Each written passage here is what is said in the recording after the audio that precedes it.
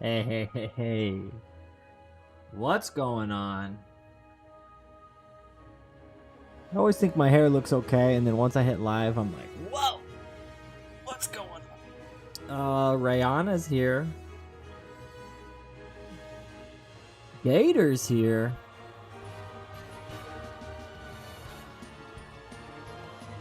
Cool. I'm gonna be playing some Guild Wars. What? I just saw you playing earlier today, Guignard. How you doing, sir? How you doing, sir? You guys were having a freaking hilarious and amazing time in Guild Wars this morning. You and Nico and Lil Scamp. That was really fun. It helped me this morning as I was working.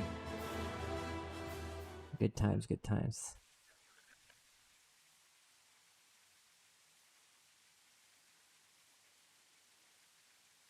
Oh, you got an underscore in your name, don't you? My bad. Don't you know? Anyone online? No one's online in the guild yet. Guild Wars mod was on earlier. I was talking to him. I made a little bit of content today before I went live.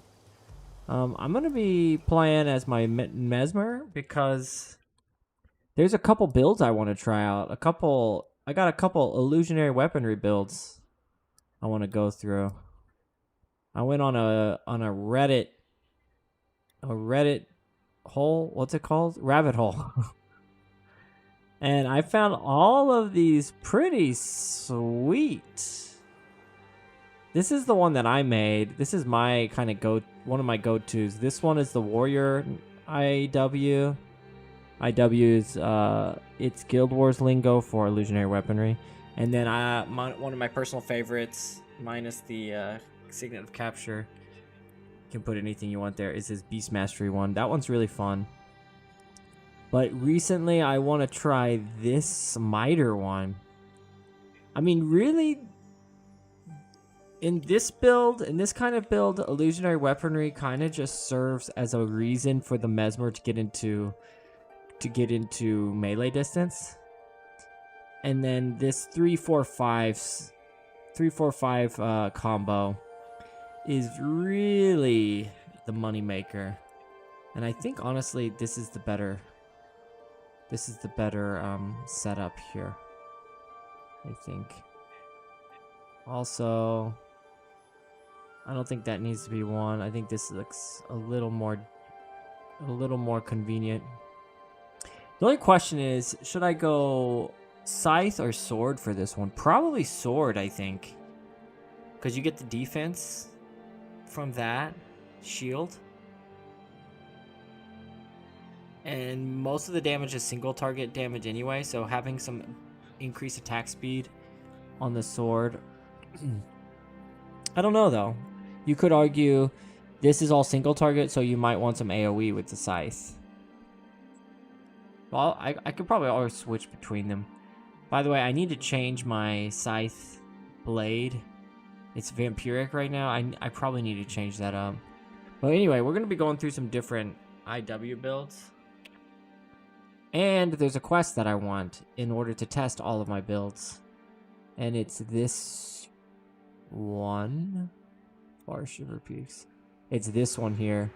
Difficulty Master. Whoo, baby. This is going to be tough. I need to go Eye of the North.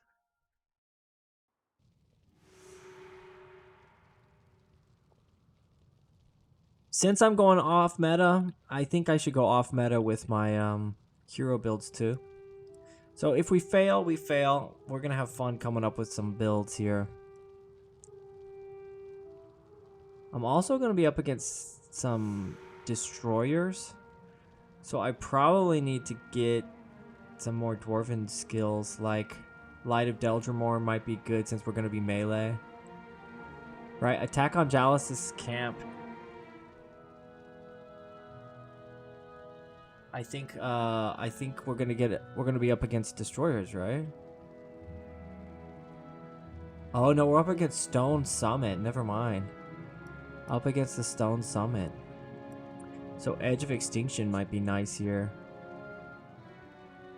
Edge of Extinction is always good.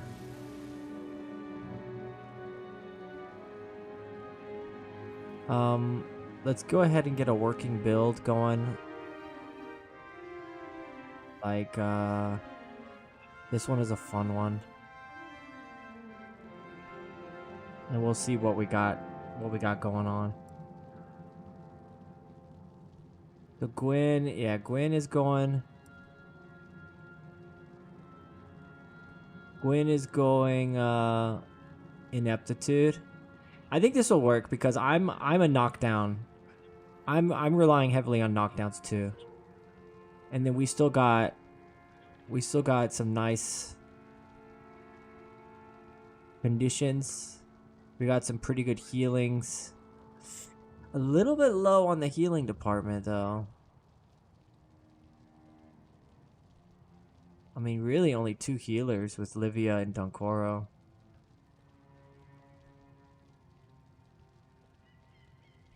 Interesting. But Raza's panic, and we're doing tons of knockdown, so we're going to need damage over healing anyway. Especially if most enemies are going to be knocked down. So this could work. This could work. And if this is master, does that mean I have to be... I don't think that means I have to do hard mode. It's just going to be normal mode anyway, I think. Is that right? Is that factual? We'll find out. Yeah, that's one thing I never really understood with the quests is the difficulty. Some of them have difficulty master, and then obviously most of the quests don't have that. Most of them do not have that at all. So it's like, why even have difficulty master? You know? Let's test it out. Let's see how we're doing. We're a little early. That's why probably people are going to be shocked and like, what? You started 30 minutes early. I might just chill for a little bit and hang out. See if someone wants to join me. But yeah, so the plan is to do this. Maybe do some Zaishin quests and then hop on our monk. Because by that time, some people might be online. And then we can continue with our not exactly Iron Man monk, but pretty much Iron Man monk. I have a fresh account that I'm playing through as a monk. How many times in the same monk? I'm playing through on a fresh account. So it's essentially Iron Man. I'm not taking any items, like any gold from my stash because I don't have a stash. And then the goal of that playthrough is to play with as many human players as possible. So there's not really any point of me hopping on as my monk if there's no one to play with currently. So we'll see. Yeah, let's go ahead and do this quest. This is attack on Jalus's camp. And Great Dwarf Weapon is an awesome skill that I can't believe I haven't gotten yet.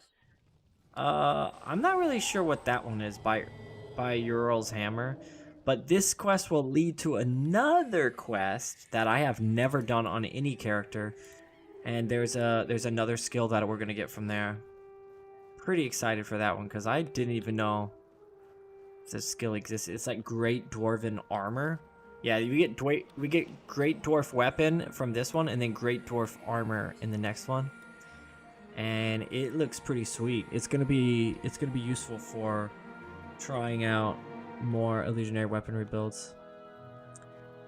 It's funny because like I do troll a bit with using illusionary weaponry, but I legitimately love this skill, and it can put up some decent numbers, like damage-wise.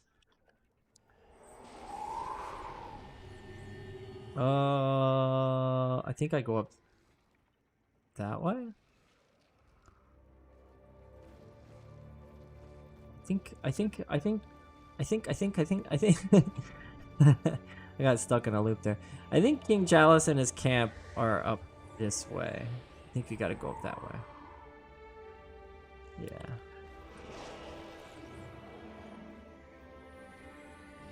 So the idea here is you use stone Stone Soul Strike, but before the strike goes off, you shout, you move like a dwarf because there's no casting time here. So the way it works is I get the double damage off of Stone Cold Steve Austin strike, and then you move like a dwarf triggers right before this hits, which leaves me enough time while they're knocked down to get a second holy strike. So factions and prophecies have a lot of clone skills, because this is a prophecies only skill and this is a factions only skill, and so they copied each other. They're like clones of each other, which I'm not a big fan of, honestly. I think there should not be any clone skills, but since there are clone skills, we might as well. Boom, boosh. We have to change targets there, but because we're a knockdown heavy team, look at that, I'm out damaging my teammates. I mean, it's just in that like boom boom boom. I haven't even had to attack at all.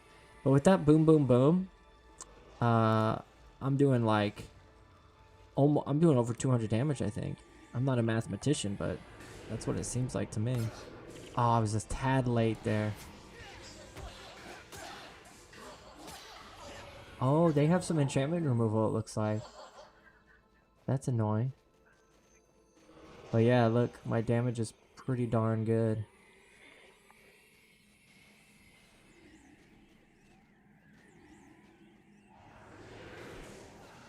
Oh, and I can use it on them even though they're Vow of Silence, because these are actually skills, not spells. Oh my gosh. Get Arcane Conundrum on them ASAP. Oh my gosh. Look at that damage. Look at all the interrupts. They didn't get hardly any skills off. That was very satisfying. Oh man, I'm gonna have to try this build out in hard mode, I think. Shout out to Lantis for putting together this hero team, by the way. Like, I'm just straight up deleting these dervish. This is normal mode. They are only level 20. I know. But dang. Goosh, goosh, goosh. They're just getting deleted, man. Blinded. They don't stand a chance.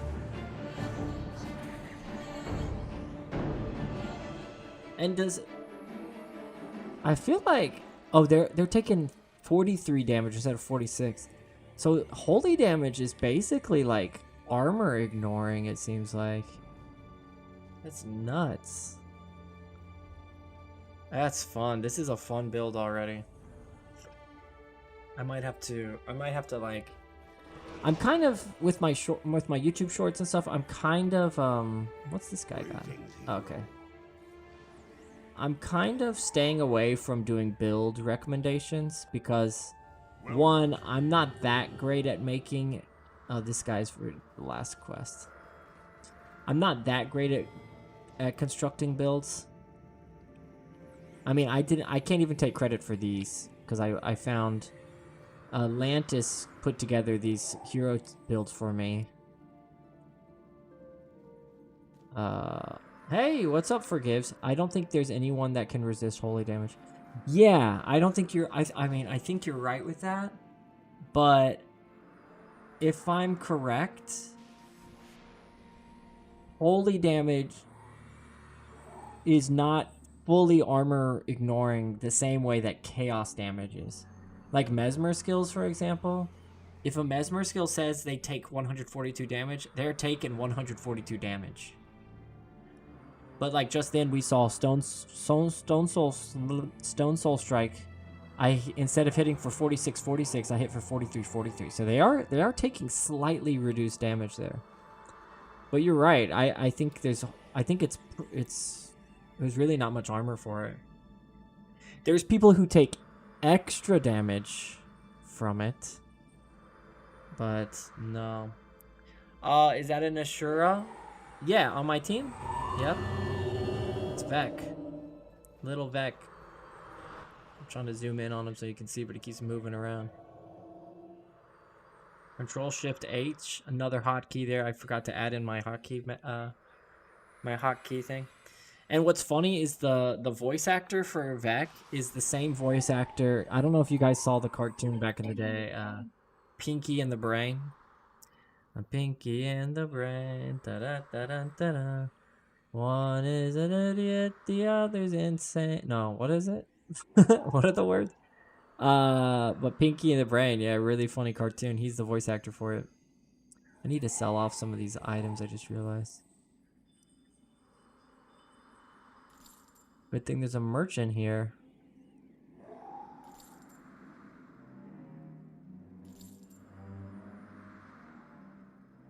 Sell that. I so wish I got so close to getting a Divine Favor 5. But yeah, I should sell that. This was a fantastic drop I got the other day. Mysticism 5 on the side here. I thought they were all hiding underground until Guild Wars 2. Oh, I'm sorry for the spoiler. No, they were introduced in Guild Wars 1. You can actually go to their homeland. You can go to Radasum in Guild Wars 1.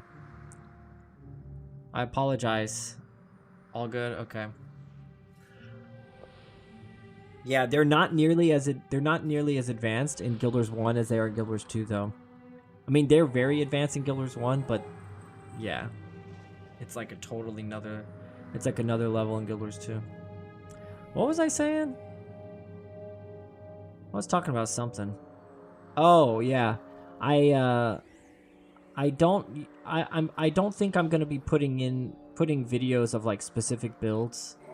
It's like, you got to try this totally OP illusionary weaponry build, because it's like, yeah, like the most OP builds already kind of exist because there hasn't been many skill changes to the game, rebalances and stuff.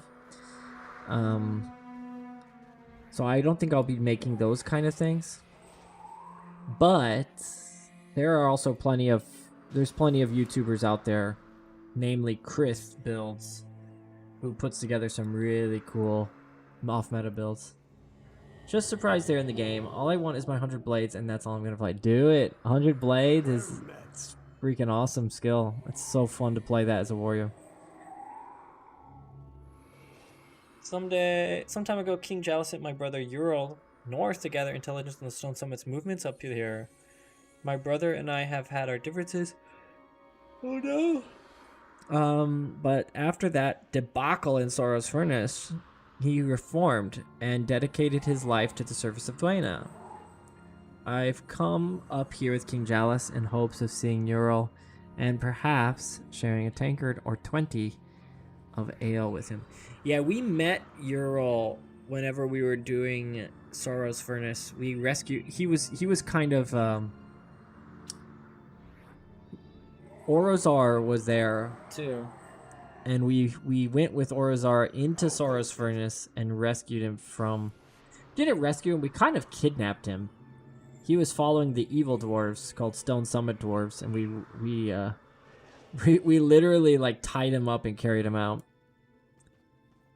But yeah, now we're about to be under attack by the Stone Summit.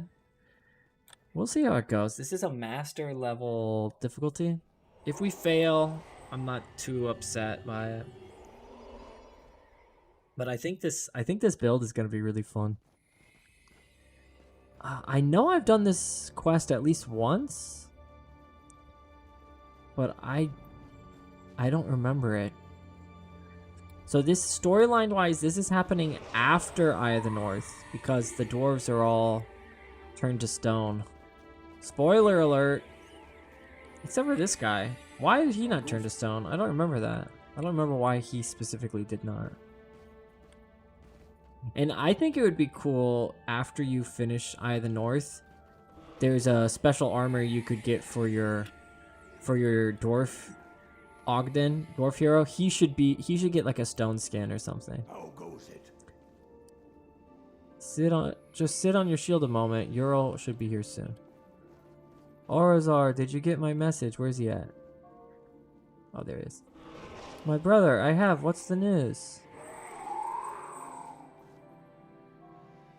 Stone Summit are on your doorstep. Their attack will begin any moment. Stone Summit can be real nasty. Oh, they're already here. Okay. Oh, they're attacking from everywhere. What do we have to do? We just have to defend the camp. So we should just kind of stand in the middle, maybe. I saw a funny meme of the Virgin of Guild Wars 2 100 Blades. The Virgin? You mean the Origin? Versus the Chad Guild Wars 1. Oh, I see what you mean. Yeah, 100 Blades is nothing in Guild Wars 2. They really... Anytime there's a Guild Wars 1 reference that makes its way in Guild Wars 2, it's always not as impressive as it was in Guild Wars 1. I don't think these herders can be knocked down. Having some trouble here. Ooh, this is going to be a huge arcane conundrum.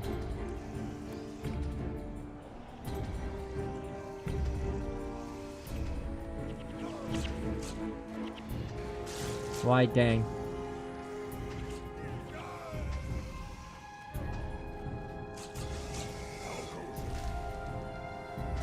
Oh, this is way easier than I thought.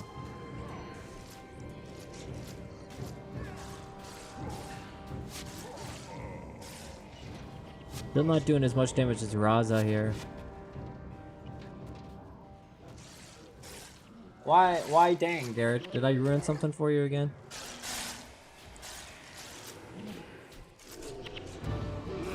I didn't mean to offend. Guild Wars 2 is a great game. Don't get me wrong. It's just they make references to some of the skills in Guild Wars 1, and it's like the skill is better in Guild Wars 1. It's always better, especially the Mesmer skills. We are just mowing these guys down.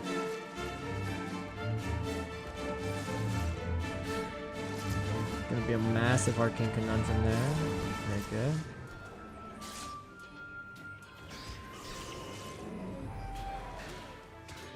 No, just agreeing with you about Guild Wars 1 transfers. Yeah. I mean, I'm glad they put the skills in there to kind of make reference to it. But like 100 Blades is a good example. 100 Blades in Guild Wars 1 is freaking disgustingly good. Look at this. This damage I'm putting up is not bad. Alright, Raza's got 13,000 damage for some reason. I don't know why he's got so much damage. He must be getting some like mega chaos storms or something.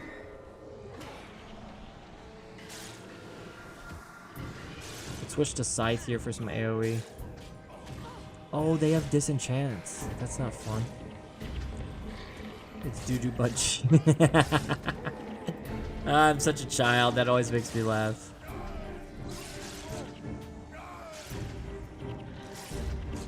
I mean, it's a high damaging skill in the... That's it? That was the quest? Should have done hard mode.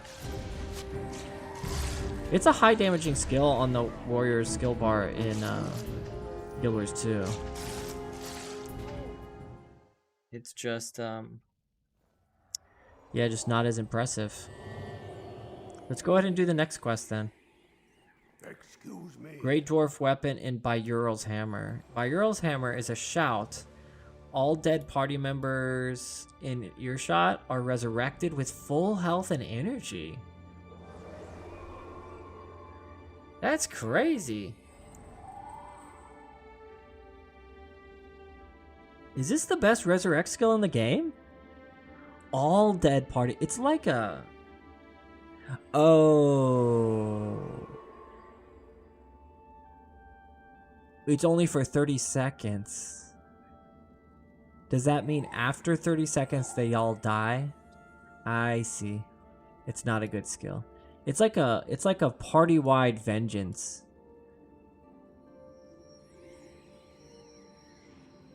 So you get like a second chance at battle. Almost it's like very rare you would need some sort of situation. But like, yeah.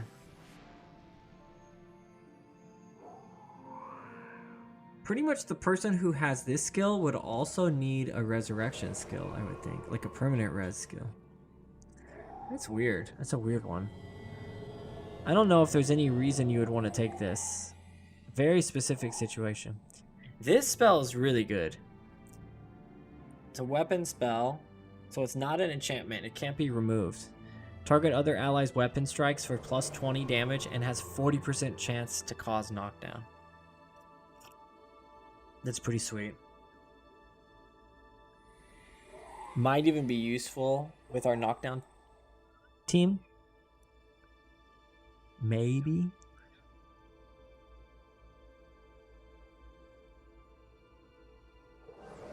Appreciate you guys coming in. Usually I'm going live at this time. This is like usually when I start my stream. So I started like 20-30 minutes earlier than usual. So I do appreciate you guys coming in with me early. Let's do the next quest. Poor Ural. At least he is with Dwayna now. Did he die? I didn't see him die. Alright. I want the summit who did this to taste the pain of my vengeance. Why is it highlighted green? Even if it's not by my hand. I have promised to remain here to defend the encampment. Here's a thought. You go to that vile camp and dispense bloodshed. The stone summit is so richly deserved. Bring those murderers to justice. Nice. Where is Bon Bon? I don't know. I haven't seen him in a while, Taco. Welcome in, though. I miss Bon Bon. It's a good question. I talk to him on Cacao Talk here and there. And he's always sending me like 20. I wake up in the morning and I have like 20 memes on Instagram he sent me. I gotta catch up on him all the time. I like the sorceress babe. Yeah, she's awesome. It's Gwen.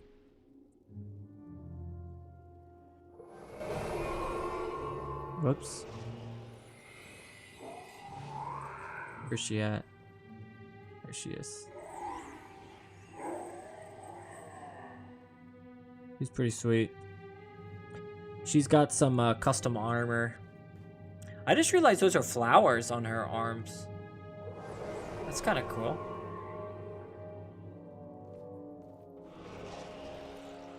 Yeah, the armor in Guild Wars 1 is... on the heroes especially is really good.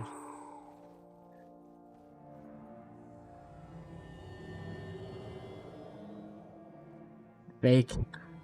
The fake Bon Bon. Alright. Let's do this quest. Where we gotta go? Oh, we get two skills here. It's weird that Vengeance is highlighted green. In the service of revenge.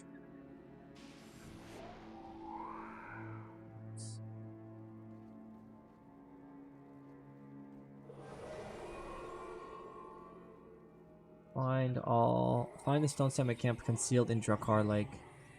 Eradicate all summit in the camp. Easy enough.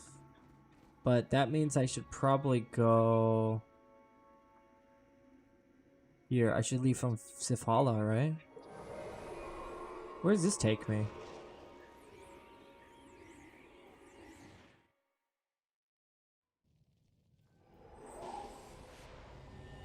Yeah, we better leave from Sifhala.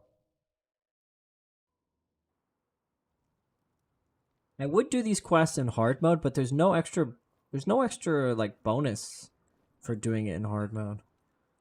Not really any point to it. Ooh, that's worth some money.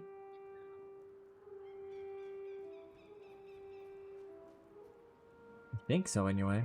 How can I help you? Maybe not. I bet you the price of that has gone up.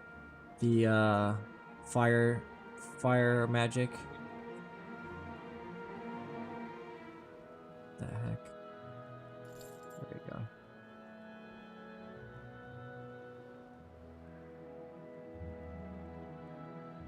You put some of these weapons away.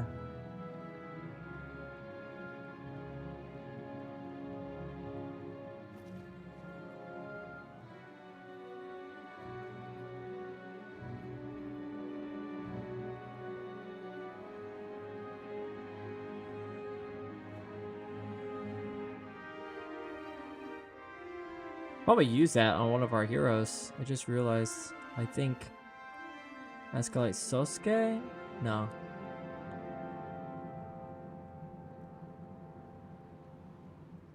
Is Zed my fire mage? Yeah, he's my fire mage for some reason. Usually Sosuke is, but we'll do that. And he's using a water magic staff. What am I thinking here?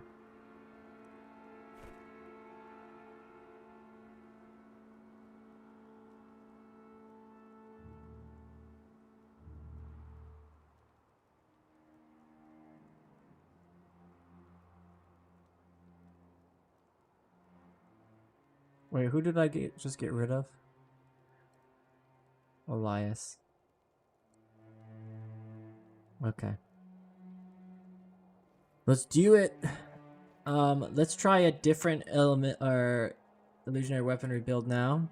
We just did the smiter one. Let's do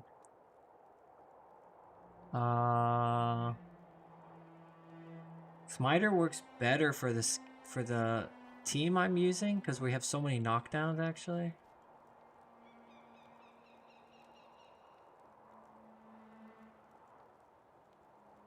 But this is a pretty good one too. Very tanky one. I don't think I'll be doing as much damage though, that's the problem.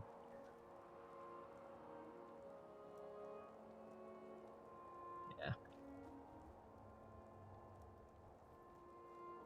This one is assassin. Illusionary weaponry with assassin, but it uses feigned neutrality as its tanking enchantment. Gives me +7 health regeneration. And 80 armor. +80 armor. So we're going to be an absolute tank. And then the thing about this is I don't know if it stacks with I'm Unstoppable or not. I believe it does. Because I think armor from shouts is different from armor from enchantments. I might be wrong about that. But on top of the +80 armor, we're going to use Dark Escape, which makes us take half damage. So we're going to be super tanky with these two skills. Plus we have health regeneration. And we can't be knocked down or crippled. And then this, we don't, because we were using I'm Unstoppable, we have the knockdown defense. Having Dwarven stability, honestly, we could. If I'm drinking alcohol in this, because we can't be knocked down when I have alcohol in me, we could remove that skill. But yeah, we can still make use of this. We gotta find some stone summoners.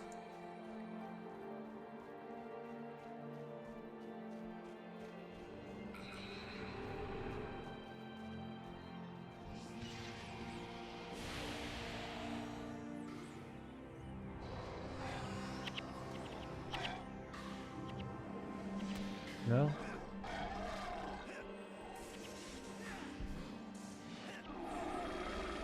You don't even really need to do that, I don't think. I don't even need those tanking skills. I don't think I need to start battles with them on. That's what I only need to use these once I start taking damage. I should focus on dealing damage first. That's my priority.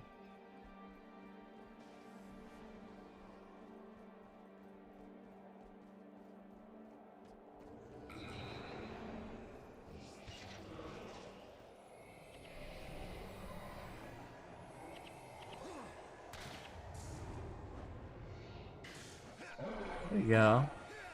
Some decent damage. The problem with this build, though, you know what I'm tempted to do?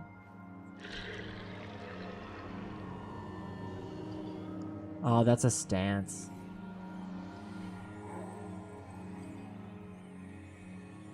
Whoops.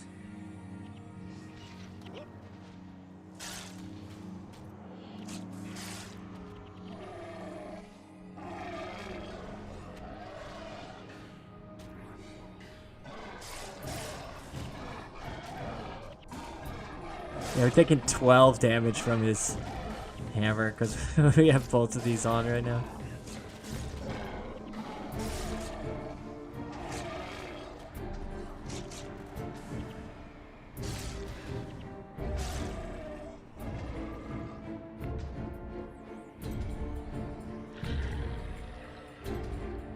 Alright, I'm checking the volume. Hopefully my volume's not too loud. Hey, what's up, Unichrome? Good to see you, man. Does Eben battle standard affect IW? Might be nice damage boost. Ooh. Hey, what's up, Jazeel? Eben battle standard. Let's look up the. Do I have it? This one. No, because Eben battle. Are you talking about this one? Eben battle standard of honor. That it increases damage of strike damage. Like, they strike for 15 damage. So that implies that they have to hit. Yeah. Has to land.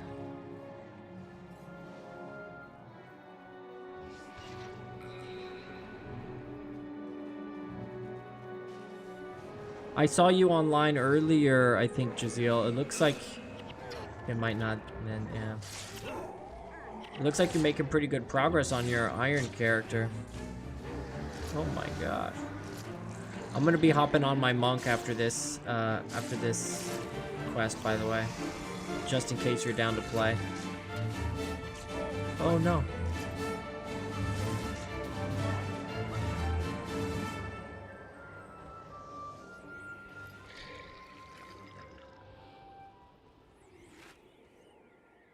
You know what's really annoying though, Jazeel?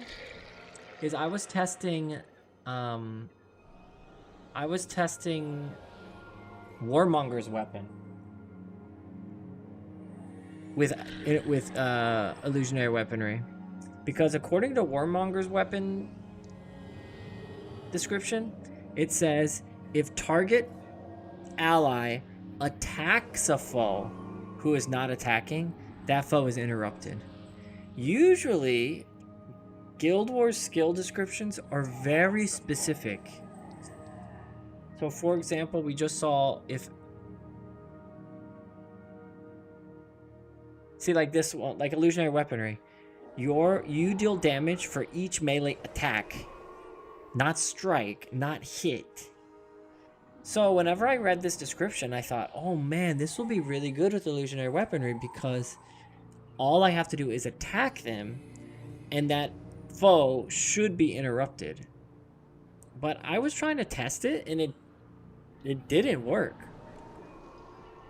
This really didn't work. Yeah, I decided to crack on a little in case I couldn't play today. Might not be able to as well as we got poor.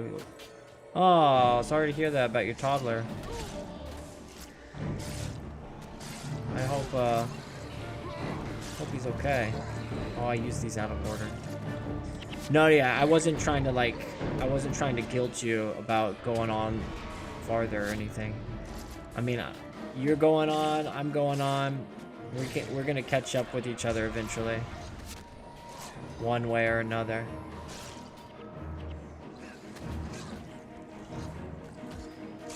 The world's a big place. Man, the problem with the real problem with illusionary weaponry is enchantment removal. That's the real danger.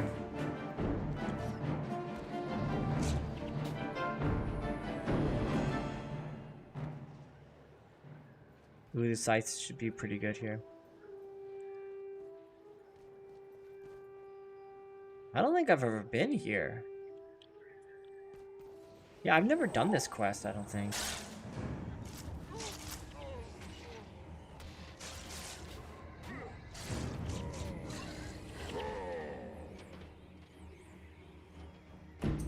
Get into melee range. Hey, what's up, Segreto? This is a third-party program called Guild Wars Toolbox, which I highly recommend downloading. And it has a lot of cool features, including the green line.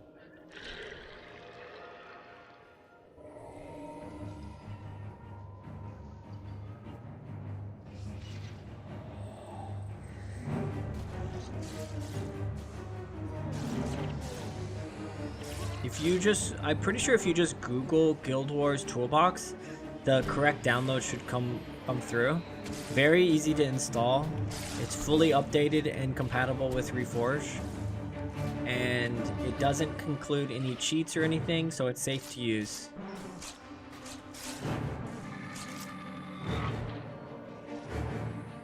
I think because illusionary weaponry says melee neither hits nor doesn't hit. It's almost like a single target AoE outcome from swinging your weapon with IW. I know Conjure Flame don't stack with it either, even if you have a flame weapon in IW. Yeah. Let's look at the skill description for Conjure Flame. If you're wielding... Yeah, again, this says if it specifically uses the word strike, then that always means it needs to hit or strike. But generally, like, this description says attack. But you're right, this adds that illusionary weaponry has that specific explanation where your attacks neither hit nor miss. It's kind of just the way it is. Ooh, yeah, we got some AoE there. When I get that triple hit with the scythe on illusionary weaponry, I can really stack up the damage fast.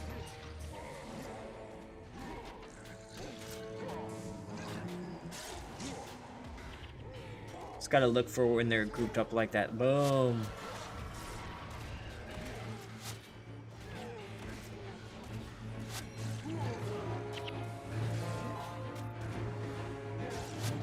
Oh, I'm not really getting healed here, guys. What's killing me so bad? Canadian Goose! The goose is loose. What's up, man?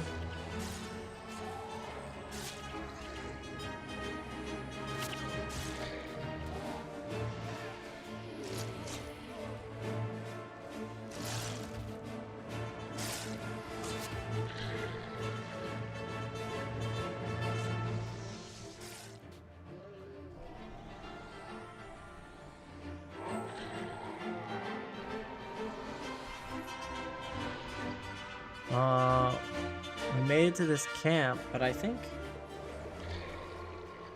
we still have to kill some more. Yeah, we have to eradicate all of the Stone Summit.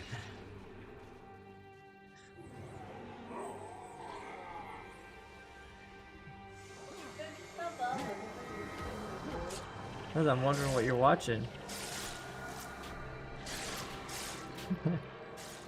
My wife's YouTube started recommending my Guild Wars shorts to her. So she seems like the biggest Guild Wars fan now. She's a hardcore fan of Guild Wars, never played the game in her life.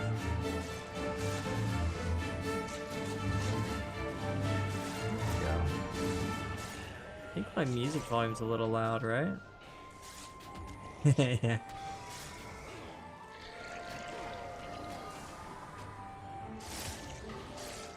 Pretty good. How you doing, by the way, Unichrome? Whoops.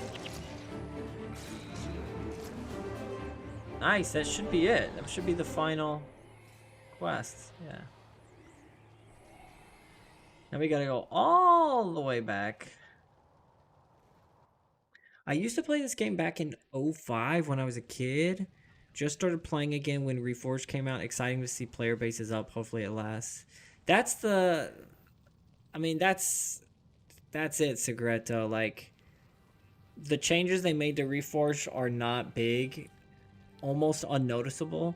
But the fact that there's so many players, just the general enjoyment from the game is just freaking, it's so good. So good to see. So if they want the player base to last, they need to start delivering on some changes, some tangible changes, you know? It's not that I don't appreciate what they have done so far, but I just hope that this isn't the end, because unfortunately, yeah, the player base is gonna start. I mean, it probably already has. It's probably already started decreasing, but it's really fun still trying to get people in the game, and then the outposts are full. Once I turn this quest in, I'm gonna hop on my monk, and then we'll really start playing with some people. There's not a lot of new players in the end game stuff. Mostly in the early games. That's where you can see a lot of players most. Good, cheers. Finished Prophecies, now on the new character, going through factions. How are you liking factions, Unicron? You finished Prophecies, though. That's pretty fast. What's up, Krayla? Change this order. I think I like the what's going on here? I think I like this Smiter build better than the Assassin build that I was just playing with. With mainly players too, factions is not as nice in my eyes. Yeah, I mean, I'm a big fan of Prophecies, rather. Prophecies, the nostalgia from Prophecies is just so good. Man, I can't even get close to these guys. There you go. I should have been using I'm Unstoppable, actually, then I would have stopped getting knocked down. Kraylo is live? Yes.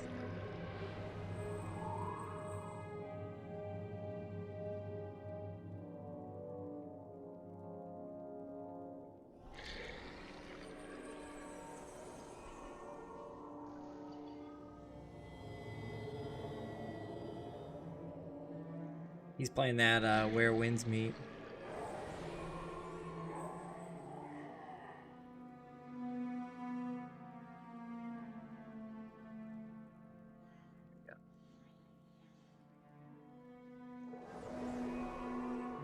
Notifications here.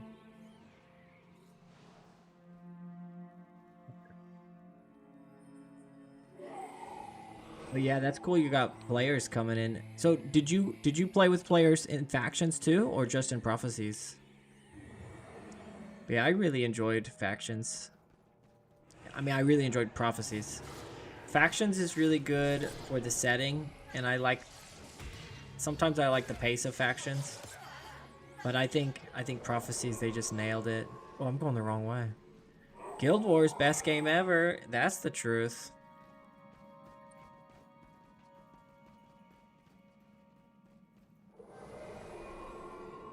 Yeah, Kraylo's a big Guild Wars 2 fan. I need to play more with him, especially since the new expansion came out for Guild Wars 2. I'm thinking about making some content for Guild Wars 2. I've never done that before. But I'm thinking about making some content of like how to enjoy Guild Wars 2 as a Guild Wars 1 player. It might be interesting to some people. And I don't want it to be like a hate fest for Guild Wars 2, but more of like a just a test, like a study. How can a Guild Wars 1 player find enjoyment in Guild Wars 2? There must be a way, right? My character is called Prince Rurik, and I have the tonic, so I've been in demand. I've only just started. That's awesome. That's smart to make a character and then have the tonic on hand. I have a Zed Shadow Hoof. Oh, it's in my chest. I have a couple permanent ones. I've got a permanent Koss, permanent Zed Shadow Hoof. I should really take advantage of those. I don't use them enough.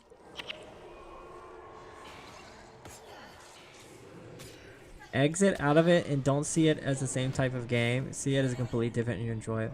Yeah, I think that would be my message to people going in, Jazeel. And I got that from you. Is okay, I'm a Guild Wars 1 player. I'm going into Guild Wars 2 and trying to enjoy it. And number one mindset, it's not Guild Wars 1.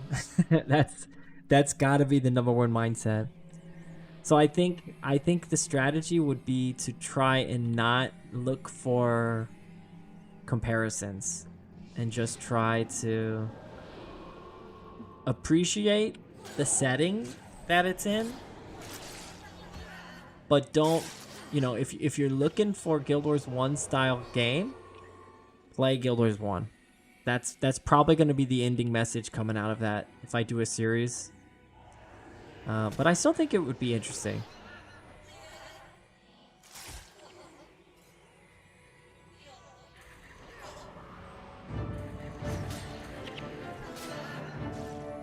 Yeah, I'm doing way more damage with this build.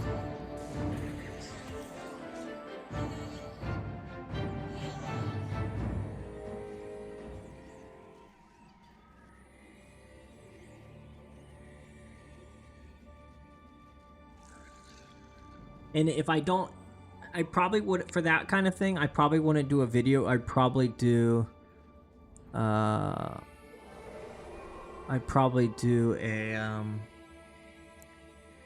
long form video for that one. Oh, that's a good idea, Raccoon Punch.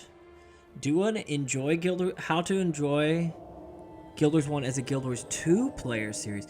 Yeah, because it's just as true the other way around, isn't it? Like, Guild Wars 2 player coming to Guild Wars 1, if they're looking for Guild Wars 2 style gameplay, they're going to be disappointed. Ooh, that's a good idea, Raccoon. I never thought about it doing the opposite way. Well met. I've never had this skill before. What is this? Black powder mine, not mind. Oh, it's a trap. Okay, so when Black Powder Mine is triggered, all nearby foes are struck for damage. 30 damage is pretty low. Become blind. Is that the max damage? Why is that so low? Wow, that's low. But they become blinded and bleeding for 10 seconds. Blind for 10 seconds is crazy, isn't it? Oh, it's the same as Ineptitude. Okay. 20-second cooldown, and it ends after 90 seconds. So you can have 4 mines up in that amount of time of the 90 seconds. That's pretty good. This is the skill I really wanted. For 40 seconds, target ally has plus 24 armor, plus 60 health, and an additional 24 armor against destroyers. That's pretty sweet. 5 energy and 10 recharge, and you can cast it on allies, not just yourself. That's pretty good. Guild Wars 2 has amazing moments. I find it harder to stay in it for a while without a task, like getting a legendary, whereas Guild Wars 1 you can just play forever, even without an end goal. That's what I feel like, Jazeel. I feel like Guild Wars 1, they really captured enjoying the gameplay without looking forward to some specific reward. And Guild Wars 2, the gameplay is fun, but for some reason, and I'm guilty of it, in Guild Wars 2, you only look for content to do that you can how do I word it? when I was playing Guild Wars 2, I found myself constantly looking for, okay, what do I get? What am I gonna get for completing this content? Like the Drake. It's like, oh gosh, I gotta do all this content because I want to get this item. But it's somehow, for some reason in Guild Wars 1, it's like, I'm just gonna complete this content and I'm gonna have fun doing it. Oh, I got a cool item. Okay, that's pretty neat. That's a bonus. So how can... Yeah, it's interesting. So Guild Wars 2 kind of, the developers kind of fell into this like cycle of like, okay, we gotta make content to keep the players in because they already got all the rewards, and then we have to bring more rewards to keep them in. Now we got to bring in more rewards, but it's all just cosmetic items. So then eventually the player gets this feeling of like, wait, why am I doing this again? And then they usually uninstall or just take a break. Taking a break's fine. That was the whole mindset of Guild Wars 1 as well, as just taking a break. All right, now that we got that skill, I want to try this build. This is a tanky IW build.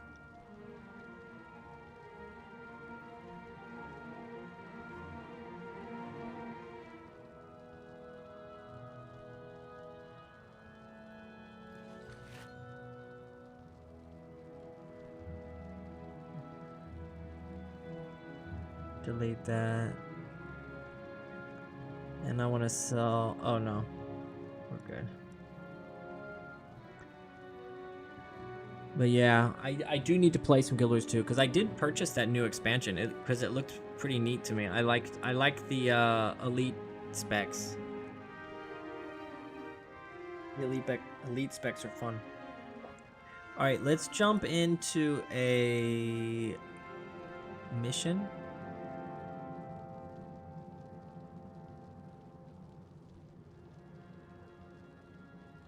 And try out this new build. A shame EU-US players can't mix. That's the other thing, Unichrome. Yeah, I've got so many EU friends from Guild Wars 1. From Guild Wars 1, and I can't even play with them on Guild Wars 2.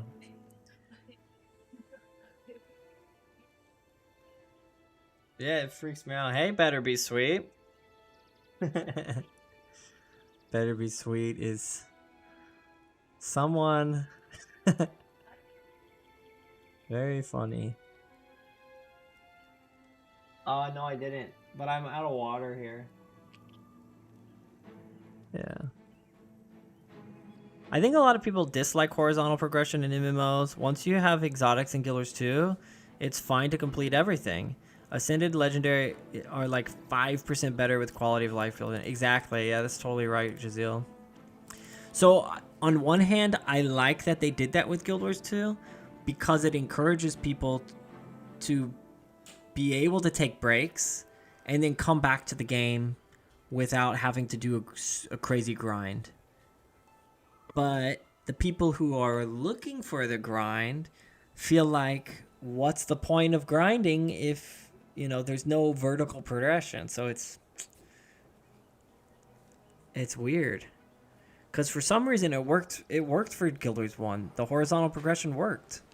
Just have really difficult content and really rewarding gameplay, and people don't mind doing the horizontal progression thing.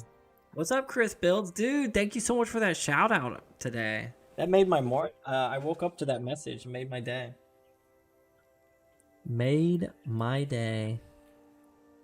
We're gonna go to do this Zaishen mission. If anyone's online and wants to do some Zaishen mission, it's Unwaking Waters, so it's actually one of the fastest missions in the game.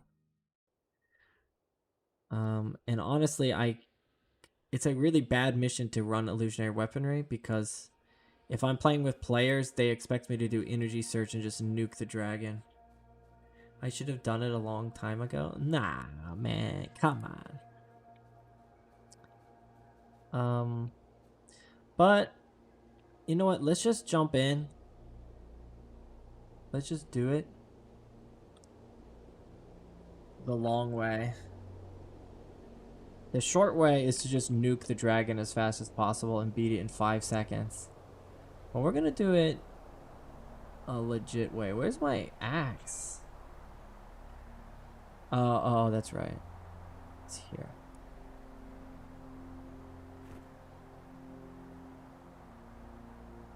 Definitely. I enjoy it. I used to be a Destiny 2 player, was quite good, but took like 2 expansions off and I was immediately back at the bottom and couldn't climb back up the ladder without a massive grind and time dump I didn't have, so I just stepped away. See, yeah. There's pros and cons to all of it. So you can't fault Guild Wars the Guild Wars 2 devs for making it like that. It's just interesting that it that Guild Wars, I mean, uh, maybe I'm just biased actually. Because people do enjoy the gameplay of Guild Wars 2 the same way I enjoy the gameplay of Guild Wars 1. And for me, the gameplay in Guild Wars 1 is enough for me to just stay in the game and play for my whole life. So the real question is why doesn't Guild Wars 2 do that for me? And it does have good moments in it. Like I like the new play. I like playing a new character and I like the world exploration. Some people hate it. They use the level boost and they get to level 80 right away. And then yeah.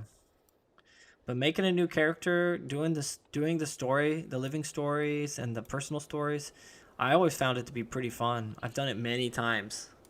And then usually by the time I finish personal story, I'm usually like, I'll take a break. And then I never play that character again. Alright, let's try this. So this is a super tanky warrior mesmer build. Mesmer warrior build. Using great dwarf armor for the health and armor. Oh, wait, he's trying to join. Okay, let's play with the human. Yeah, we'll join. I shouldn't play it. People hate when I play illusionary weaponry in a team, though. But it's a human, so...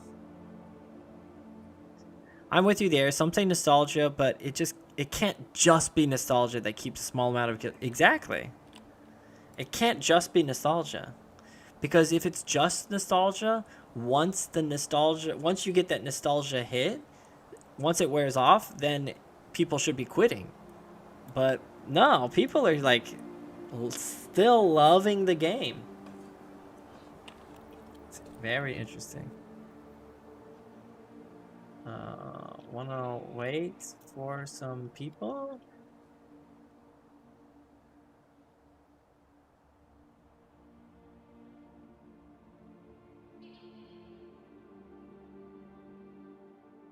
You know what? I'm just gonna run illusionary weaponry anyway.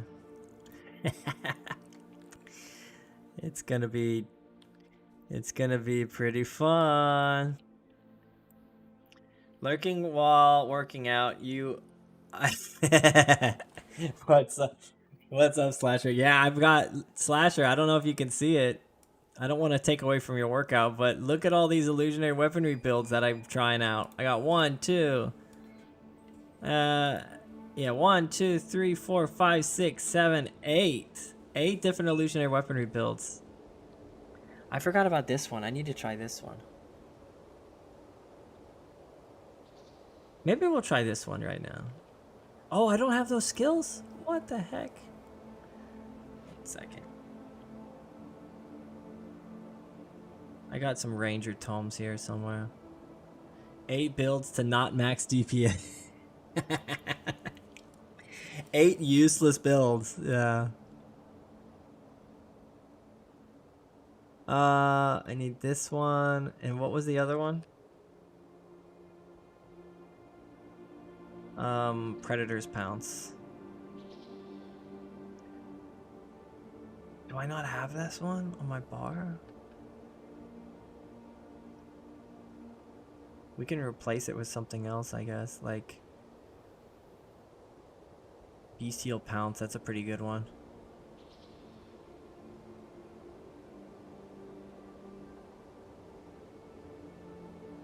Oh, wait, what am I doing? There it is. Haha. Got it.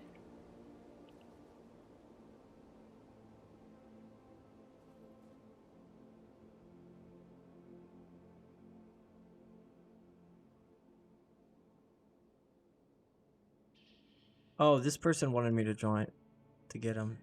My bad. Enjoy your workout though, Slasher. Getting shredded. Of course, Slasher gets. That's why That's really why his name's Slasher. Because he gets shredded. Should call yourself Shredder. Hello.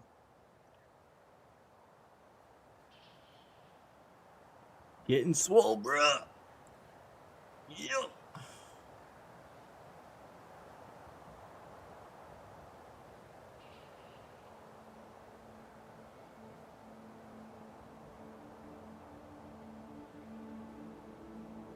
I don't want to ping my build. I should ping like an illusionary web or I should ping a what do you call it? An energy surge build, but then actually not use it. They're gonna rage. Dervish is asking if he should go resto, like as a healer. I've never really seen that be popular. What's up, Blue Dog? Are you live right now? Yeah, you are.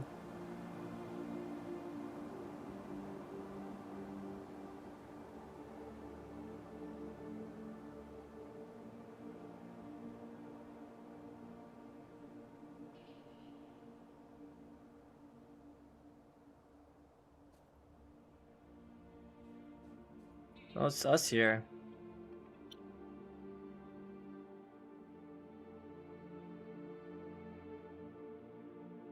Yeah, good morning to you, sir. You're doing well.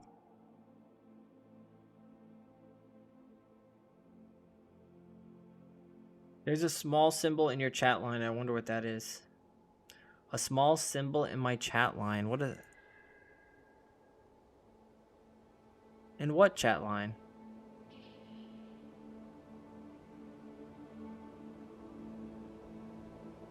Oh, nice.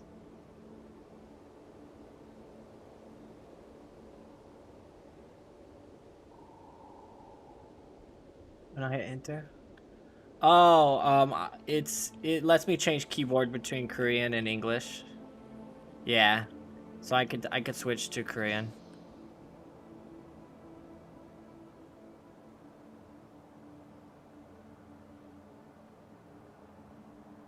Yeah.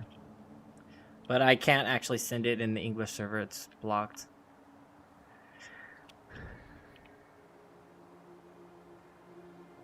You guys think this is okay for here?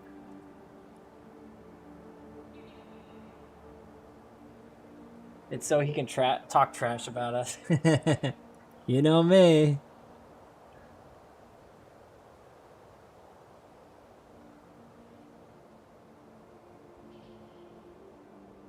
I shouldn't have asked permission. I'm too nice, you know? I should have just said, you know what? I'm gonna go. I'm gonna surprise him. That was my plan, but I chickened out at the last minute.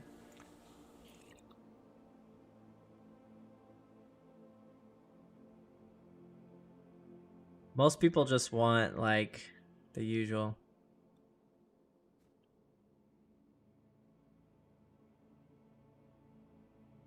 All right. Fair enough. Then let's go.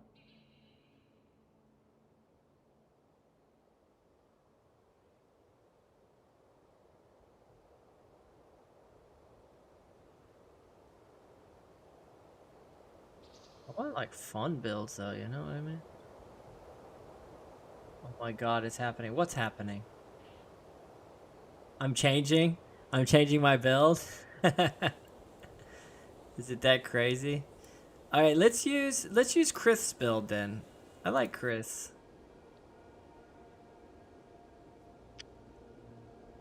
Decent build. Yeah, this is Chris' illusionary or elemental build.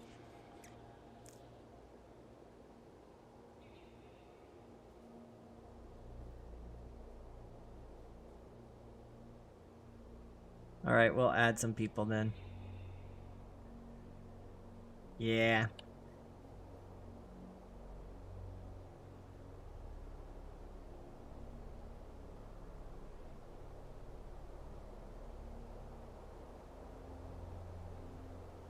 What's her Xandra?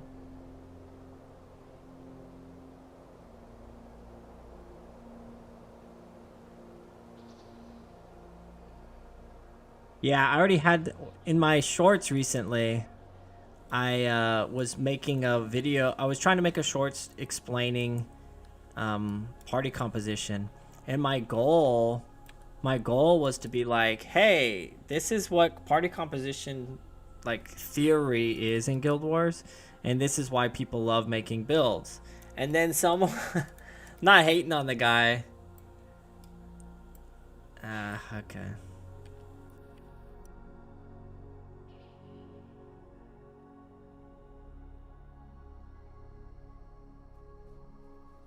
You'll need more energy for this though. Yeah, I lost my I need to get my E-Surge staff back. I put it on another character.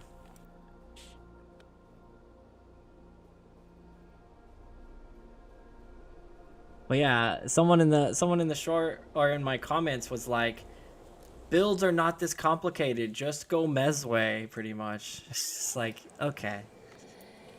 Guild Wars can't simultaneously be amazing for party composition, build crafting, and simultaneously have a one size fits all build for all content. It's like those two things can't exist.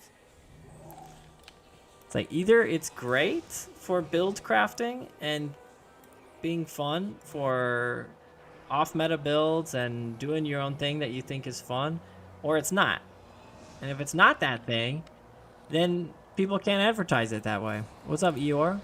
Welcome in, welcome in.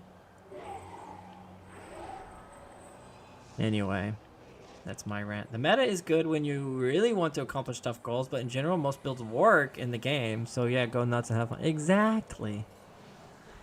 Like even hard mode, once your heroes are all decked out, as long as you have a decent composition, hard mode shouldn't be that hard. But if you're wanting to complete content as fast as possible, then the meta builds are for that. Which, like right now, these people want to complete this quest as fast as possible, so.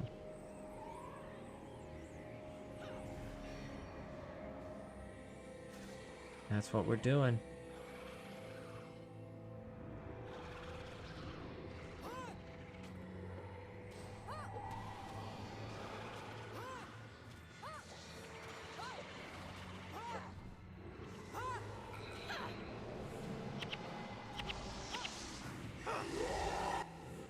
Nice.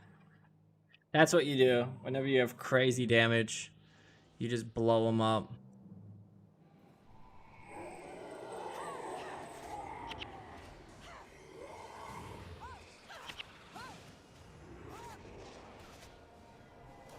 I've got an insane 4 elementalist 8 hero group build.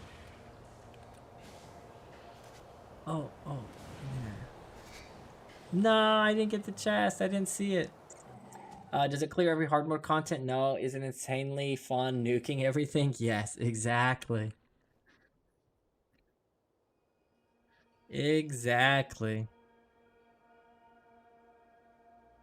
I was just playing the that knockdown team build that I was theory crafting a couple months ago.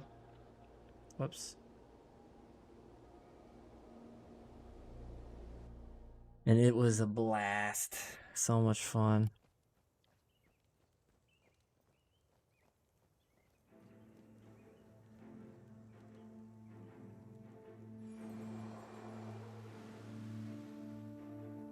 You should send me that build though, Slasher, if you get the chance. I call it my avatar group build because I have one Ellie from each element. That's cool. That's cool.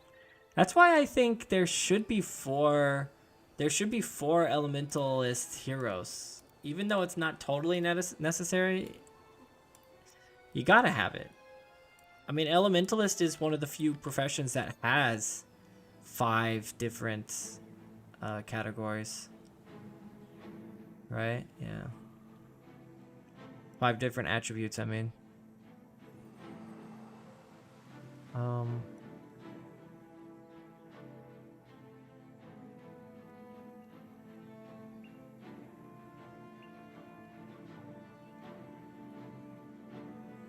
Just make one of yours a hero.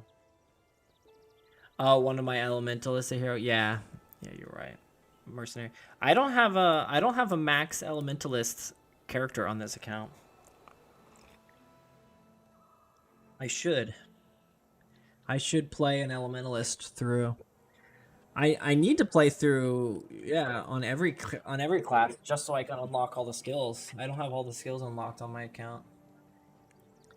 What are you guys thinking? Should I do more in-game content, or should I jump on my monk?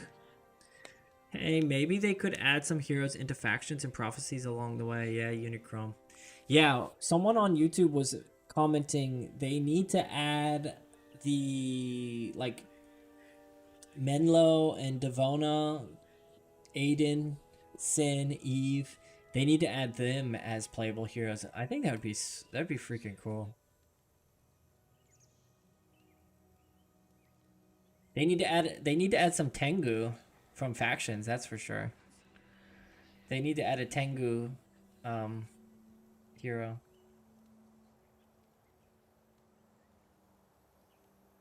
That'd be freaking sweet. But yeah, what do you guys think? Should I hop on my monk? Should I do more hard mode stuff? Should I attempt some underworld, perhaps? That's pretty time consuming though. I could do a vanquish.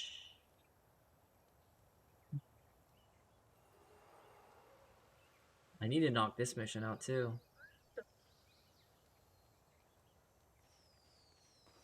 Probably put it back up.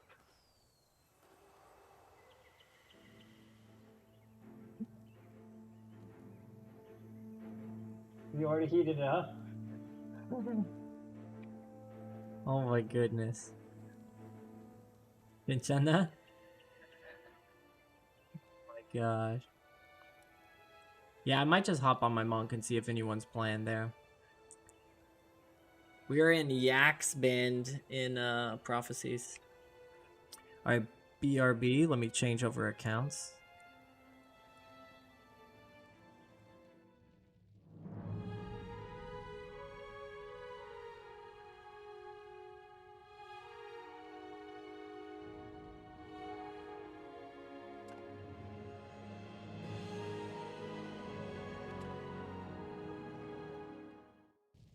Yak's Bend is like a really good feeling because you characters here by this time you've gone from pre-searing, which is just a beautiful green living place, and then you go into post, which is just depressing and sad and dark and just not good. You only get 4 people in your party. And then you arrive in Yak's Bend and it's like, okay, this looks pretty good again. And then you get like all these new heroes. I remember seeing the henchmen. I was like, oh my gosh, there's so many now. And you can have 6 in your party? Holy cow. This game's so cool. Look, we can get some new skills. Oh, I love this game. It's just like, Yeah, so much to be excited about when you get here. And I'm planning on getting my armor. What I want to do. I do need to go back and finish some quests though.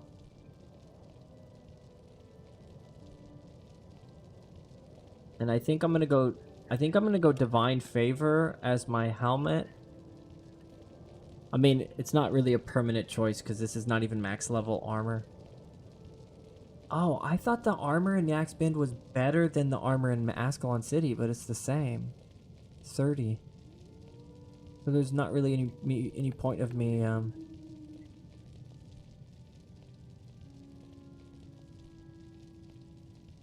what?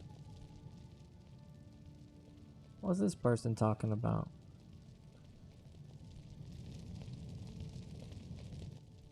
Walking is slow, Uber is not. Do I know this person? Is this like a bot?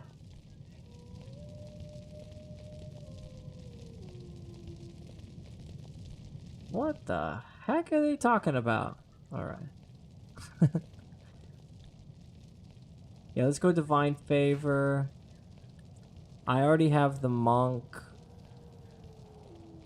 feet and chest, so I just need the arms and legs.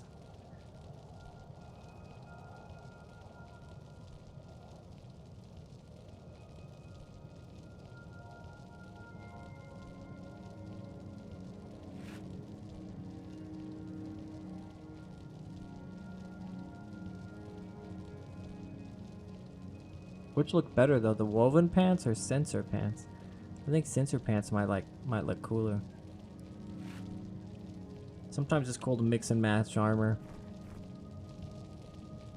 How do you guys feel about armor in Guild Wars 1? Do you think they need to add like a transmog type thing where you can just change the skins however you want? Like they already have that kind of with costumes, I know.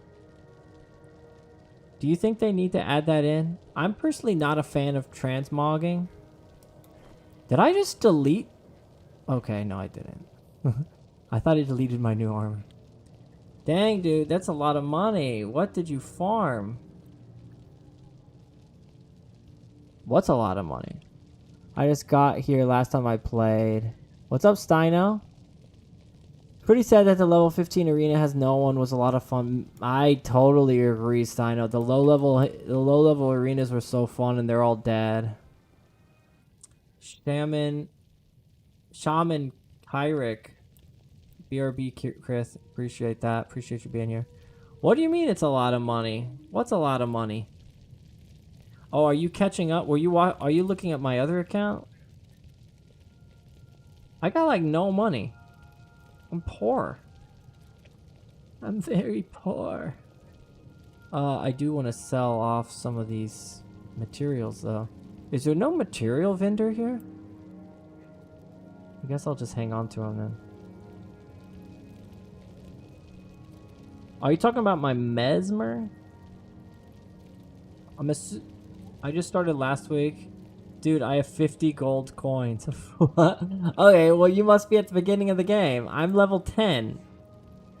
And I also you know, if you're looking to get gold early on, obviously do quests, but you should also be salvaging everything and saving up these materials. So for example, like let's see how much more money I will have whenever I sell these. Taco.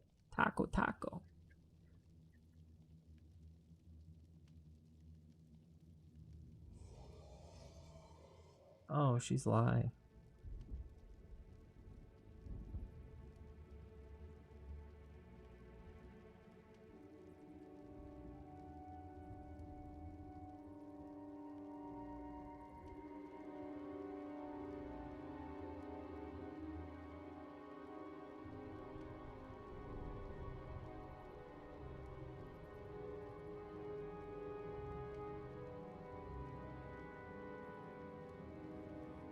Is it retold? Come join us. I can't play. Not today. Yeah, I got that Age of Mythology retold. I'm gonna be playing that soon, sometime this week. I saw Kineticore.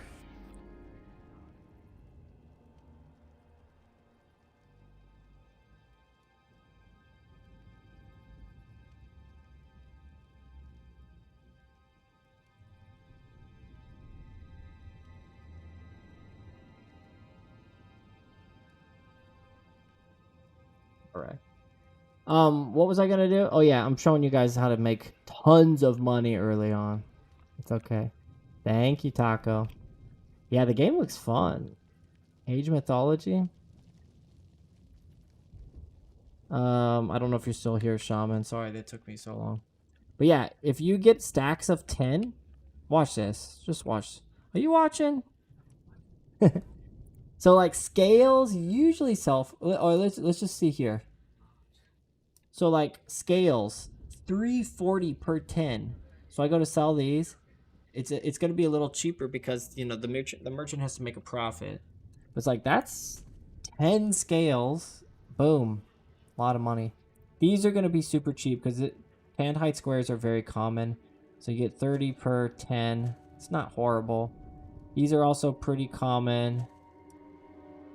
These are a little less common, granite slabs. But iron ingots, oh, they're cheap right now. So actually, I would probably save on like something like iron ingots. I would probably save these because they do fluctuate in price. Cloth is very cheap. The ones that are really worth a lot, wood. Look at that, 180. And I can delete that. Bones sometimes are expensive. The ones that are really worth a lot are these plant fibers, feathers, and glittering dust. If you get any of these materials, you should hang on to them. I needed the glittering dust to make my helmet. Well, look, now we're pretty close to 2,000 gold now. So it's like that's pretty decent money for this level. I'm gonna hang on to these ingots because I think I can get more money from them later. The prices have really changed a lot over just the short amount of time of having all these players. I think I should do some of these missions though.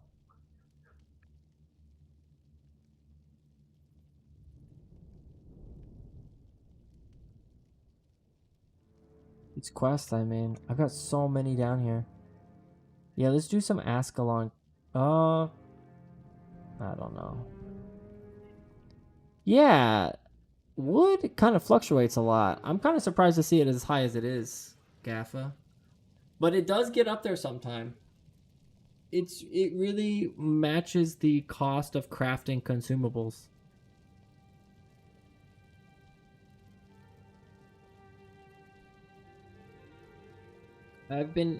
Thanks. I've been hanging on to the mats as I am still getting used to the UI, etc. Yeah, that's understandable. I'm trying to keep my inventory. Trying to keep it all organized. Let me just pick up all these quests and then we'll try and find some players to play with. There's a lot of people here, so theoretically,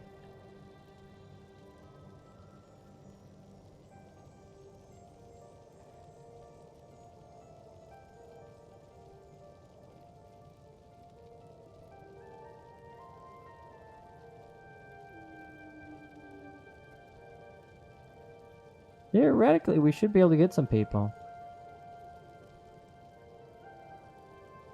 By the way, what's up, Gaffa? Welcome in, welcome in.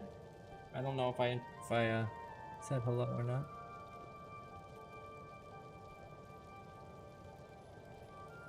What is it for consumables, or did I miss one?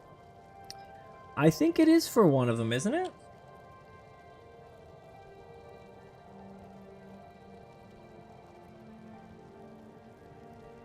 I think I remember.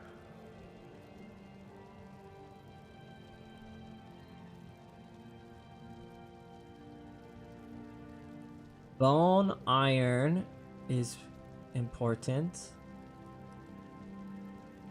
Feather and glittering dust. Iron and glittering dust. Maybe you're right.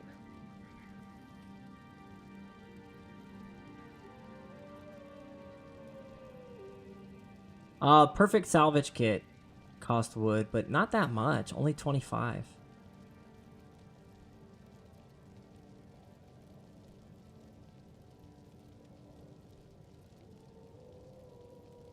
Bottle rockets cost just a little bit, so that's not much either. Interesting. Yeah, I wonder why it's so expensive then. I guess it's mostly for the weapons that new players are crafting. That makes sense, right? It probably is for that.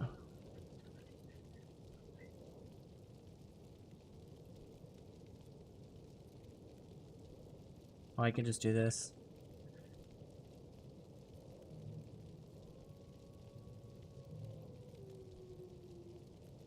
You know, you'd think with new players running through. Okay, there we go. Hey, thanks for the invite.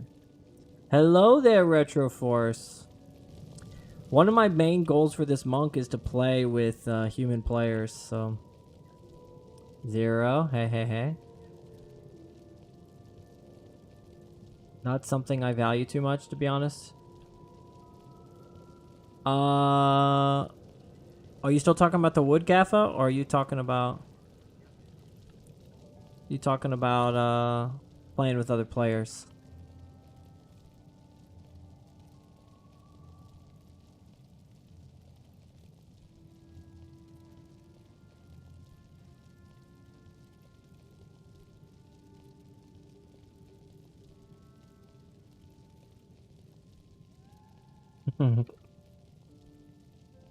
Yeah, a lot of I noticed this game must be huge in for German players. I love to see that. I'm doing.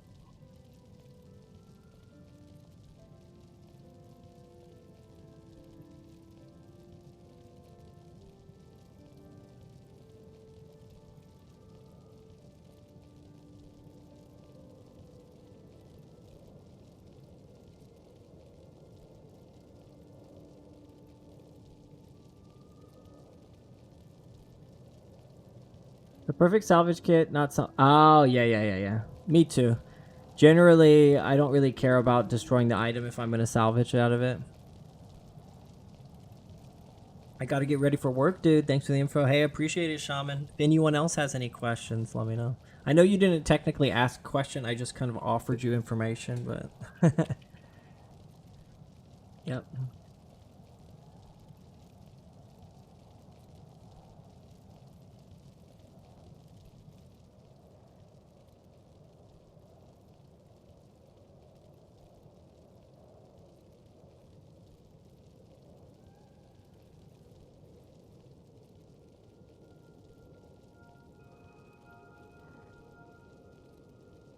Nice.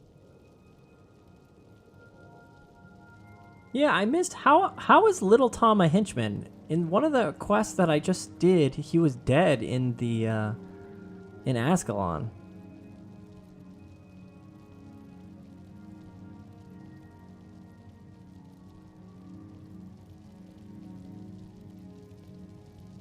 Oh, I should get rid of Mantra of Flame. There's no flame enemies here. I'll have to do it later. Maybe Hex, maybe remove Hex would be better. Kineticor!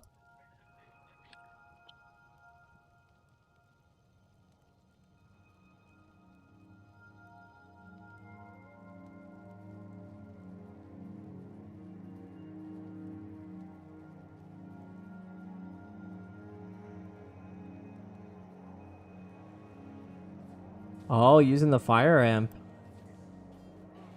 I haven't seen too many people playing that. A lot of low level new players that just got the game, they didn't get the bonus pack. Right? Am I wrong about that? Does the new package for or does the new Guild Wars Reforged on Steam, does it come with the bonus pack or no? I think it does actually.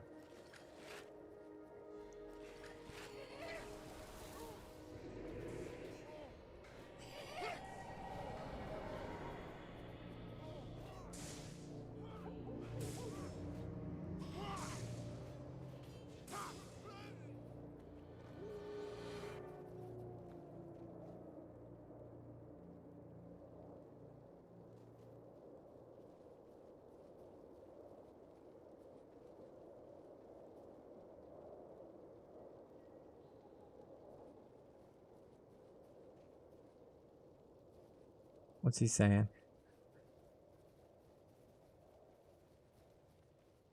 Wow, look at that staff he's running. He's using some green, some max damage item, I think.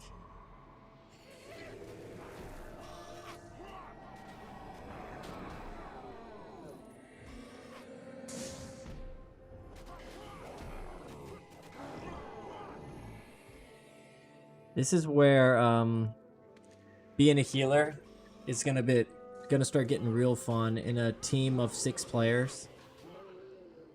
Healing in this game is one of the things I'm most nostalgic for. I used to play designated healer with my friends back in high school.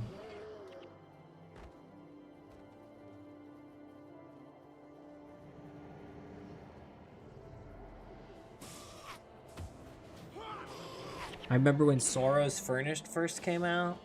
It was so stressful. I'm surprised that you didn't just buy a slot to your other account. That way you could have options to use heroes. Yeah, that's one of the limitations I like doing Retro Force. Is I like playing through the campaigns in order. So actually, at this stage, you wouldn't have any access to heroes. So that's one reason I like doing it like this. So even if I played on my main account, I wouldn't be using them anyway.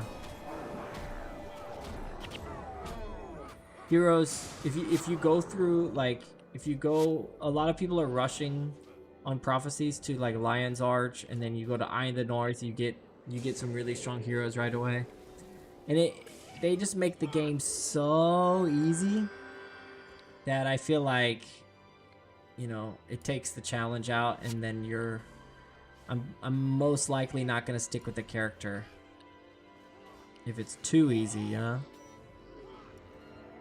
I kind of like taking my time. I like making the whole process from level 1 to level 20 a little more challenging. You kind of start thinking about party tactics and limitations early on.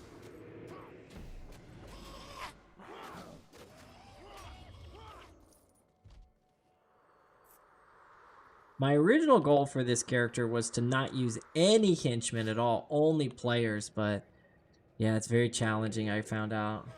It's the true experience, exactly. That's what I love about it. Yeah, I need to use some hex removal. I need to get rid of Mantra of Flame is what I need. Whoops.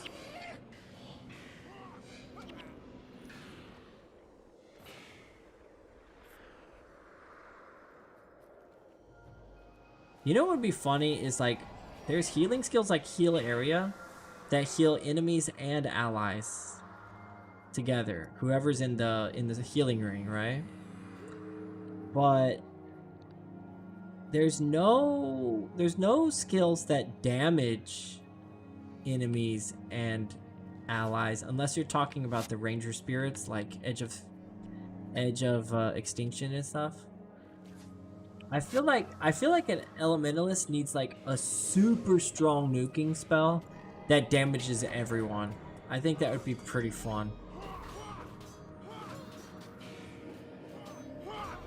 It's just like a bomb, an actual nuke. I never thought about keeping a long-range bow on me for pulling. Yeah, that's gonna be one of my new shorts coming out. Everyone general strategy is to always keep a longbow. Specifically longbow because it has the longest range of all the bows, which is another shorts I have planned coming out. There's actually 6 different bow types in this game, and they all have slightly different features to them. Longbow has super high range, but let's see if I can remember all of them. Longbow has high range, but it has reduced damage to enemies that have armor class of 70, I think. And then short bow has the fastest attacking speed, but it has the shortest range. So there's kind of like there's several features. There's arc, there's projectile arc, there's arrow travel speed, There's attack speed.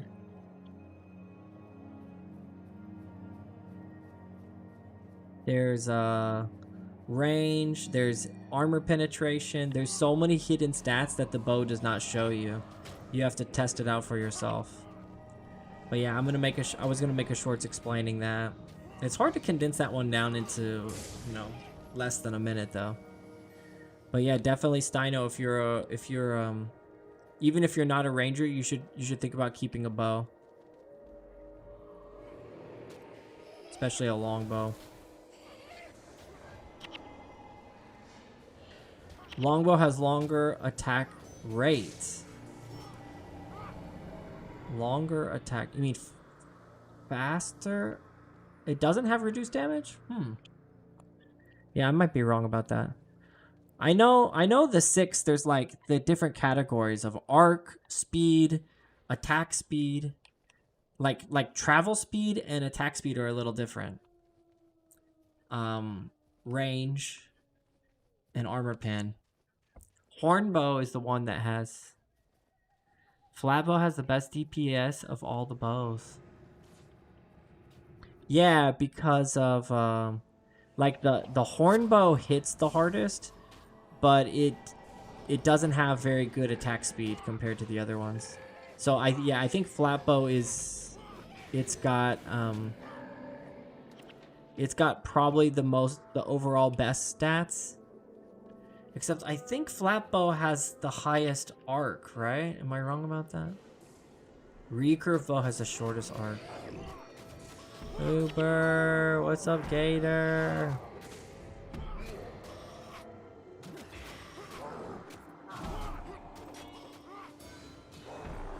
I'm focusing on smiting. I need to focus on healing more.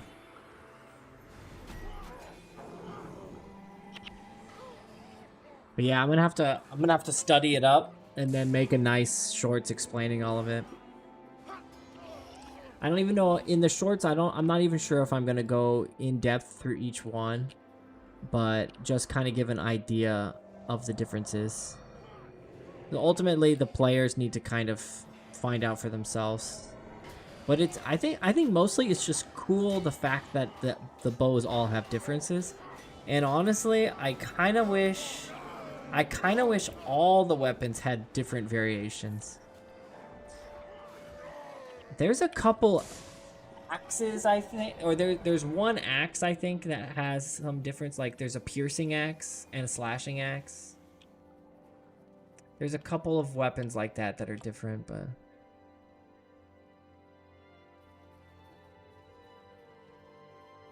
yeah, true, Gaffa. But yeah, read the wind. That's why those skills like read the wind are pretty important for getting that travel speed. The other cool thing about Guild Wars is the altitude. If you are above the enemies, you do up to 200% enhanced damage just having the high ground, and you have increased range by having high ground. And if it's reverse, if you have the low ground and you're shooting up at people, you do reduced damage and you have shorter range. It's really cool how they did that.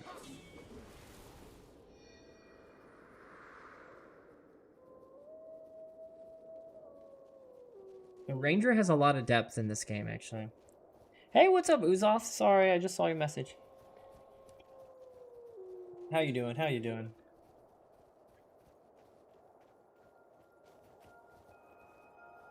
One of the coolest sword skins, I think. I liked it early on. The Rin Blade.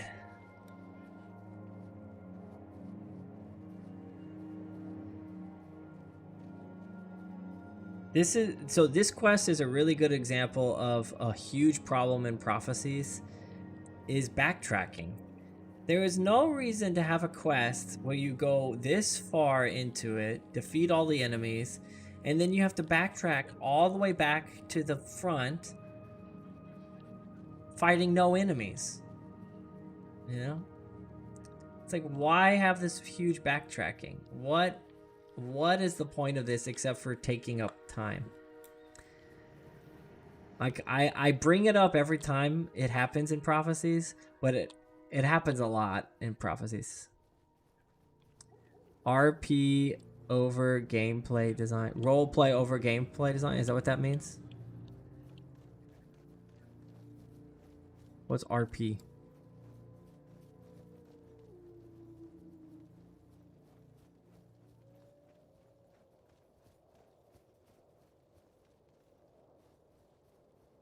I think it means role play. Yeah, I'm fine with role play. But even the devs, you know, if you compare prophecies to factions in Nightfall, there's way less backtracking in factions in Nightfall compared to prophecies. So even the devs would agree with me, I believe. But yeah, you're right. Like if we were rescuing people, I don't know. I think since we cleared the way, it should have just been a conversation that said, "Hey, the way back to Yaxbin is clear. Go. You're safe." And then we could turn it in. Otherwise, if they want to role play, they should have added pop-up enemies along this route. And then we actually have to protect them coming back.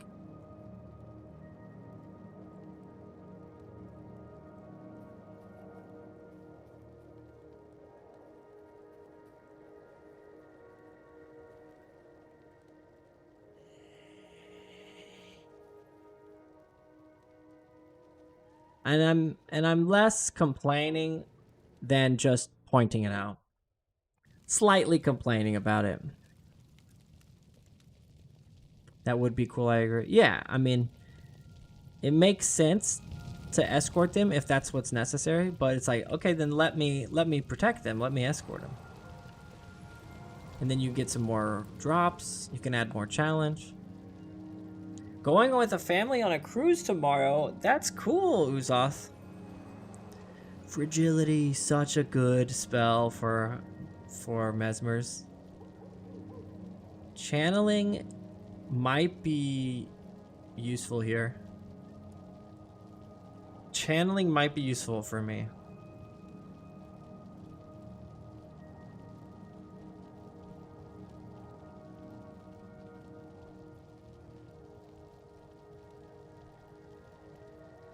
I don't think there's many enemies with conditions, so I don't think I need to use that.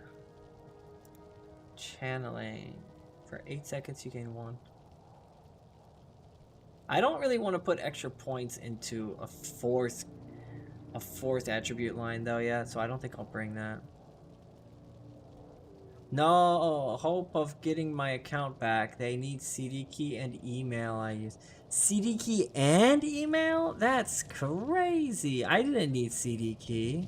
I just needed the email and a character name. That's crazy. I'm sorry, man. I feel like Classic WoW and Guild Wars both have elements of this old age of thinking about what is fun and what is not, and what is time efficient. Yeah. Yeah, I don't think they were considering the time efficiency at all. And it's also kind of the it's also kind of the way games were just done. So it's like they just didn't even consider it. Heckai.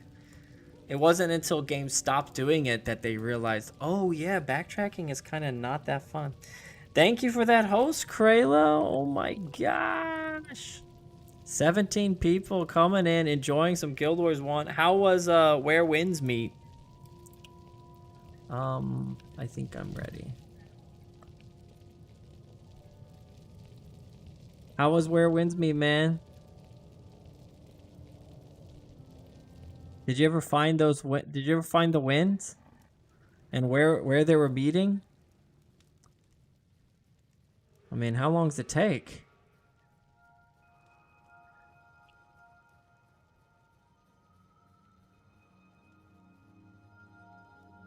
I still don't know where winds meet.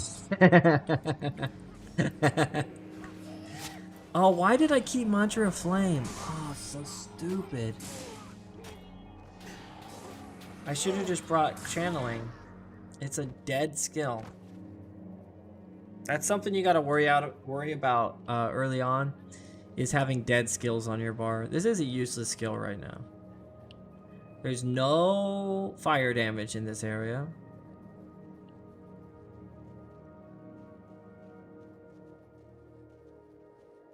No fire damage at all. What are you up to now, Kraylo? Aren't you ending stream a little early? I'll be hosting a ghost and I apologize. Hey, no worries, man. I will keep you up if it's okay. Yeah. I appreciate it.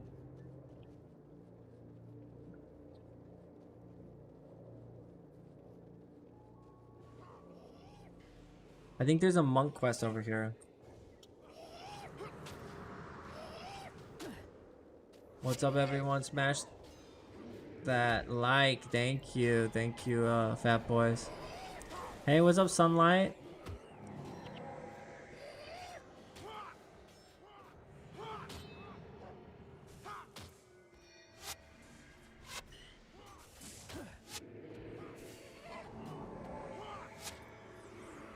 I had to cut my stream short. My 3-year-old has a fever. Oh no. I hope your little one is okay. You're the second person who told me their kid's not doing well. Jaziel was in here earlier saying his toddler is not doing well.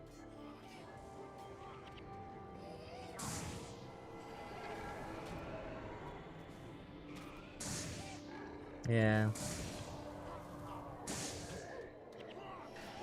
Hey, Whitebird.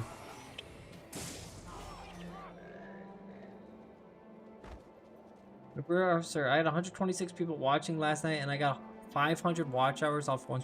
I saw you freaking... You had a ton of people in there watching you play Wind Waker. That was an awesome stream.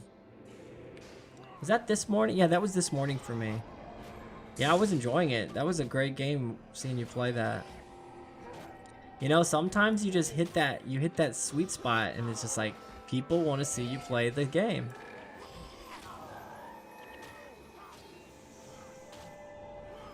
They want to see that nostalgia, man. Yeah, I heard a lot of people getting sick right now. Exactly.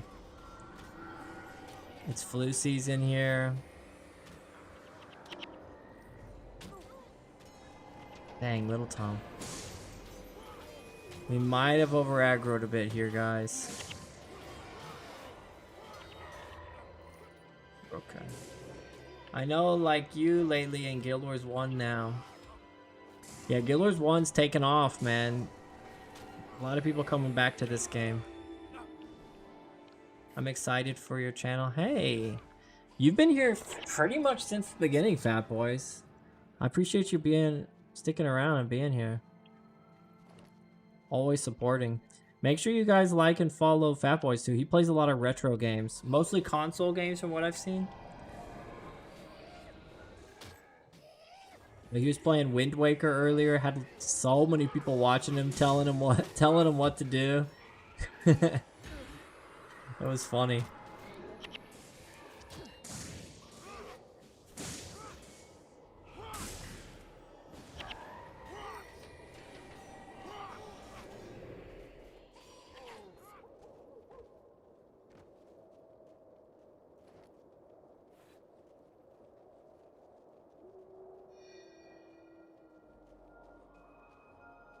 These golems are tough.